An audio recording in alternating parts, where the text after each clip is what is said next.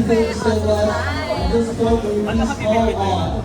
Ano ka bibigyan mo? mag-1 year na po. Mag-1 year na po. Of course, how important is oral health for you? Ako po, sobrang importante po. Ever since bata po ako, sobrang importante po sa akin kasi syempre yung health lang po, yung po na yung confidence po na yung pag-focus. It's really important na take care mo yung oral Nico, congratulations. Meron ka ring movie, Saving Cherry. Kamusta naman? Parang exciting. Sobrang chaotic po, sobrang nakakatawa. Hindi po, sabi ko ngayon pa lang po, sinasabi ko na hindi po kayo lalabas ng sinihan na hindi ko matawa anak-anak ko. Kaya rin po siya. Mas bigyan mo na kami konting context yung character mo. Parang bridesmaid ka ba? Yes! Ay! Labas bridesmaid kami. Oo. And magugulat po kayo sa character ko kasi I never played the character like this before. It was really a challenge for me. And yeah, sobrang wild. Yung kasi sa trailer, parang super fun, super playful. Ganun rin ba on set? I mean, grabe ang kukulit ata ninyo eh. Actually, nung na-build up po namin yung chemistry namin, lahat ng mga characters at saka yung mga na sobrang nadadalian na naman kami sa mga scenes kasi parang na lang kami naglalaro kasi ganun po. So parang first time di ba magkatrabaho together? Hindi po ka namin first time magkatrabaho ni Ate Barbie, pero first time po namin talagang, kasi naging maging sino ka man. Naka-work ko na po siya doon. Pero ngayon po kasi it's a different level of working together kasi parang kaming barkada dito eh. So, na-feel talaga namin yung pagiging barkada ng isa't isa natin. It's under Regal, no? Under Regal. Pang ilan mo siya sa Regal? First time po with Riga. Kaya sobrang, I'm glad po lang yung security namin project na to. Siguro in a few words, can you describe what kind of friendship were you able to build sa set? Genuine and sincere. Yun po ang na-build namin talaga lahat. Music, Mika, may aabangan ba kami ulit? Kaka-concert, kaka-show mo lang. Labas na po ng mga songs ko, pero right now po, nakasulat na po ako ng mga kanta.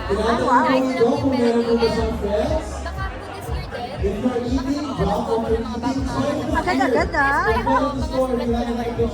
Sunod na na. Meron ka ng mga nakabangko ngayon. May mga nakabangko ka. Dahil po ako marami nakabangan. What about Lipad? Meron ba kaming inasahan Lipad ko? End of the year po. Ayun. Wow! Kasi po, I'm trying to write a book every year as much as I can po para Daming Ito yung sa may hugot yung inspiration mo. sa libro po. Siyempre po, ako actually childhood talaga. Kasi kung pagka sinulat ko siya, gusto ko may intention ng mga bata talaga at saka ng mga matatanda. So, kinakumpay ko po yung experience ko when I was bata pa at sa experience ko po. Maraming fans ang tatanggap ng MMFF Pass ng Secret po! So ano to? Ito ba yun? Saving cherry po na po. Copy that. Yung Na-mention, nanay niyo po, mayroong mga teleserye, parang na-mention mo sa isang interview, pero ina-admire mo si Barbie. Parang anong meron sa kanya na Yan ni Barbie po, yung work ethic niya, sobrang ganda po ng work ethic niya. Ang dami po natutunan sa work ethic niya pa lang. Paano pa sa acting and everything. Sobrang kaalaga po sa set. Talagang sabihin niya po, pag may mali, sabihin niya pagka good job ka, talagang parang siyang adik po talaga sa set. Mika, I'll take this opportunity na kasi sa mga fans may mga na usap-usapan na hindi kayo okay ni Bianca pero gusto ko naman how good you are. Okay po kami. Okay talaga kami. Feeling ko po. Siyempre may sarili-sarili po kami mga ginagawa ngayon. Kasi po, which is glory to God talaga. Tsaka po, nasa ibang network po kami. So, hindi po madali talaga everything. Pero like, okay po kami. Thank you. Thanks for setting the record straight. Thank you. Thank you. Real score down. Real score, high score. High score. Hindi. Kami, sino po? Sino po? Pero sige, pangalanan na natin kasi madami na rin sightings naman with Will, di ba? Ano bang meron talaga? Actually, yung relationship po namin ni Will, parang mas nagiging deep po. Mas nakikilala ko pa siya. Kasi si Will is someone na yung consistent sa akin after ko yung pinili. And hanggang ngayon, sobrang bukas na dito sa akin. So, inaano ko na parang nahihilot na. Pero, yeah.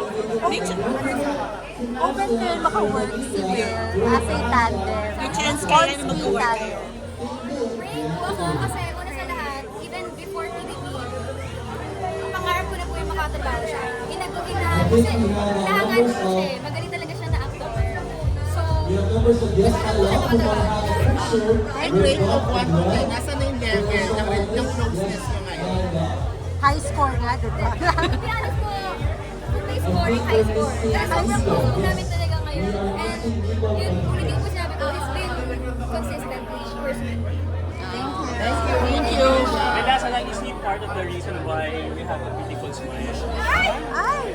Ang mga kaibigan ko at mga nagmamahal sa akin, reason ng smile ko. Thank you.